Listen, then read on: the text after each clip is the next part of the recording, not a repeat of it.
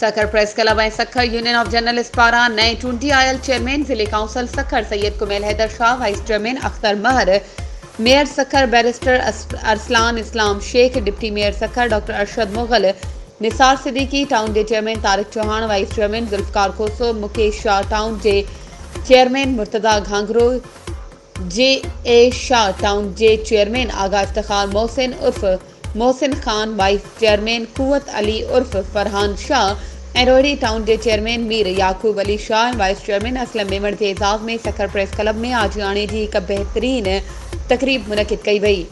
इन मौक़े ते तक़रीब खे ख़िताब कंदे ज़िले काउंसिल सखर जे चेयरमैन सैयद कुमेल हैदर शाह जो चवणु हो त अवाम जे ताउन सां ज़िले सखर खे मॉडल ज़िलो बणायो वेंदो।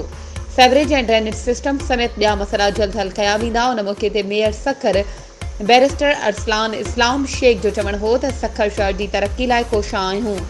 केतिरा ई मनसूबा बणाया विया आहिनि, जल्द उन्हनि जा नतीजा अचणु शुरू थी वेंदा। Pakistan federal union of journalist जे सेक्रेटरी फिनांस लाला असद पठान जो चवणु हो त ज़िले इंतज़ामिया ऐं सिटी इंतज़ामिया जिते जिते सुठो कमु कंदियूं उन्हनि जी हौसला अफ़ज़ाई कई वेंदी।